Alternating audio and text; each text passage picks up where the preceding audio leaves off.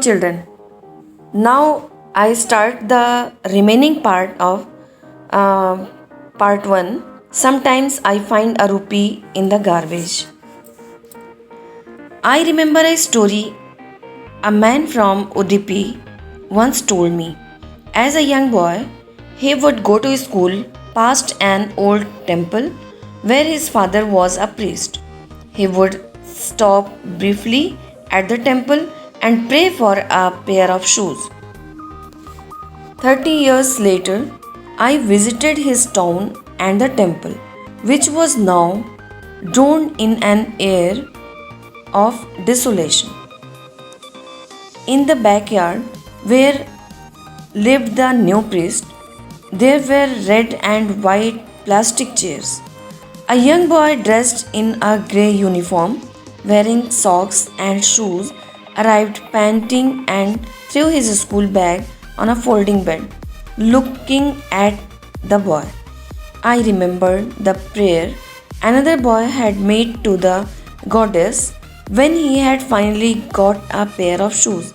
Let me never lose them. The goddess had granted his prayer. Young boys like the son of the priest now wore shoes, but many others, like the rag pickers in my neighborhood, remain shoeless. Students, here the meaning of this word desolation is the state of being empty, and panting means taking short and quick breaths. The writer narrates a story told to her by a man from Udupi. When he was a young boy, he would walk to his school. On the way, he would cross a temple where his father worked as a priest. He would stop at the temple and pray to God to bless him with a pair of shoes. After 30 years, the writer visited the town and the temple. Now the place was nearly empty. The new priest lived in the backyard of the temple. Plastic chairs in red and white color were kept there. A young boy came running. He was wearing grey colored school uniform, socks and shoes. He had a school bag hung on his shoulder. He threw it on the bed and ran away.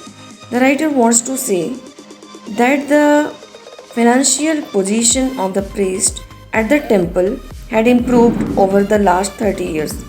Now he could afford shoes for these children. She was reminded of another boy who got a pair of shoes. He prayed to the goddess and he may never lose the shoes that he had got. The goddess had granted his prayer as the boy never lost his footwear. This shows us that the underprivileged value anything that they get because they have been longing for it.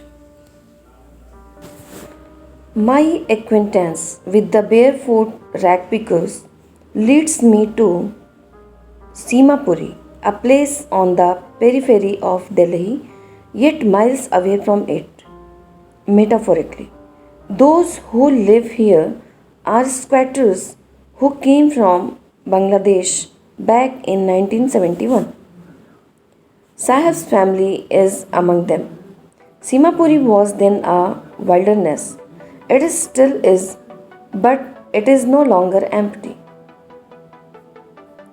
It structures of in structures of mud with roofs of tin and tarpaulin,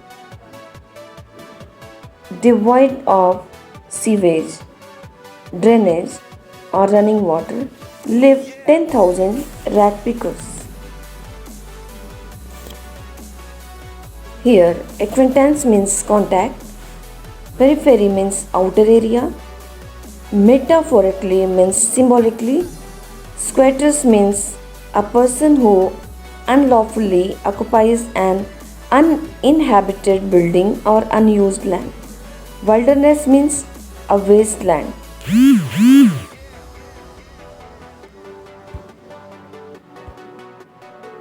The writer describes the area where these rag picker boys live. Simapuri, located on the outskirts of Delhi, was very different from the capital of the country. In 1971, when these rag pickers had migrated from Bangladesh, the area had been a wasteland. Simapuri was still a wasteland, but now it was not empty as almost 10,000 rag pickers lived there, and structures made of mud with roofs made of thin sheets of tin or plastic material called tarpaulin. There was no sewage, drainage, or running water facility in Simapuri. They lived in unhygienic conditions. It was a piece of wasteland where the garbage of the city was collected. These people had started living there illegally. They have lived here for more than 30 years without an identity, without permits, but with ration cards that get their names on voters list and enable them to buy grain. Food is more important for survival than an identity. If at the end of the day we can feed our families and go to bed without an aching stomach, we would rather live here than in the fields that gave us no grain. Say a group of women in tattered saris when I asked them why they left their beautiful land of green fields and rivers. Students, here permits means legal documents, tattered means torn. The rag pickers had been living illegally in Simapuri for the last 30 years. They have occupied the area without government permission or ownership. The politicians of the area have provided them ration cards and voter identity cards. They got grocery for their family through these ration cards, and in return, they cast their votes in favor of the politicians who had helped them. The writer asked a group of women who were wearing torn saris that why did they leave their homes in Dhaka. They replied that if they were able to satisfy the hunger of their families and sleep well at night, they were happier to live in Simapuri than their fields in Dhaka, which were ruined and gave them no food. Whenever they find food, they pitch their tents that become transit homes. Children grow up in them, becoming partners in survival. And survival in Simapuri means rag picking. Through the years, it has acquired the proportions of a fine art. Garbage to them is gold. It is their daily bread, a roof over their heads, even if it is a leaking roof. But for a child, it is even more. Transit homes means a temporary home. These people traveled in search of food, and whenever they found it, they set up temporary homes and started living there. Their children kept on growing there, and gradually they also started helping their parents in seeking means of survival. For those who lived in Simapuri, the means of survival was rag picking. As they had been doing it for many years, they became trained at rag picking and did it well. For the rag pickers, the garbage was as precious as gold. These families searched the garbage dumps and got things which they sold to fund their food. They gathered torn or damaged sheets which were used to cover the roof of their homes. These did not cover them well but still provided them with some protection. For the children, the garbage dumps were more than a means of survival. I sometimes find a rupee, even a 10 rupee note, Sahib says, his eyes lighting up. When you can find a silver coin in a heap of garbage, you do not stop scrounging, for there is hope of finding more. It seems that for children, garbage has a meaning different from what it means to their parents. For the children, it is wrapped in wonder. For the elders, it is a means of survival. Lighting up means show joy and happiness. Sahib was very happy to say that sometimes he found a rupee and even a 10 rupee note in the dump. As one often finds even a silver coin in the garbage dump, he kept on searching, hoping to find more. For the children, the garbage dump was a means of fulfilling their dreams, although partially, while for their parents, it was a means of uh, aiding survival by providing the basics, just like food, uh, clothing, and shelter. One winter morning, I see Sahib standing by the fenced gate of the neighborhood club, watching two young men dressed in white playing tennis. I like the game, he hums. Content to watch it standing behind the fence, I go inside. When no one is around, he admits. The gatekeeper lets me use the swing. Here, content means satisfied. One winter morning, the writer saw Sahib standing by the fence of a club. He was watching a tennis game being played by two young men. Sahib liked the game but could not play it. He told the writer that he went inside the club when it would be closed. He was allowed to take swings by the guard there. Sahib too is wearing tennis shoes that look strange over his discolored shirt and shorts. Someone gave them to me, he says in the manner of an explanation.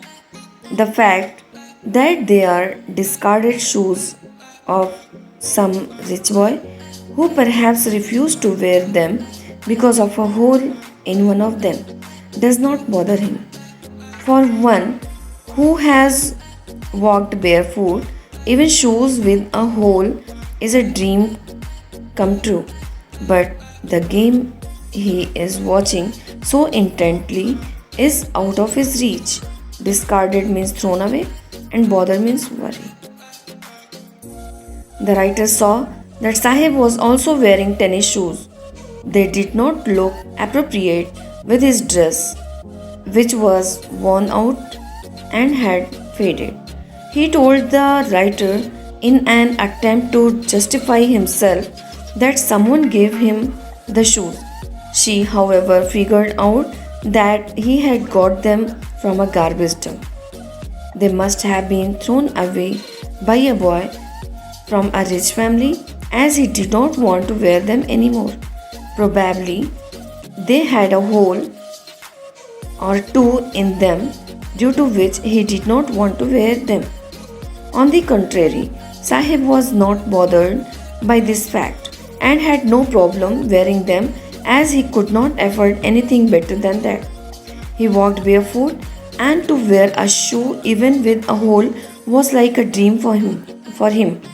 Although due to the garbage dump, Sahib's dream was wearing shoes had been partially fulfilled, but his desire to play tennis would never be fulfilled.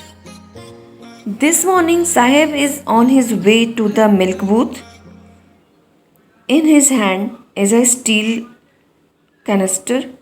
I now work in a tea stall down the road, he says, pointing in the distance.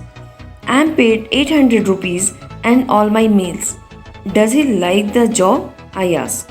His face, I see, has lost the carefree look. The steel canister seems heavier than the plastic bag he would carry so lightly over his shoulders. The bag was his. The canister belongs to the man who owns the tea shop. Sahib is no longer his own master. One morning, the writer met Sahib, who was on his way to the milk booth. He was holding a steel container. He told her that he had got a job at the nearby tea stall. He would earn 800 rupees a month and get meals too.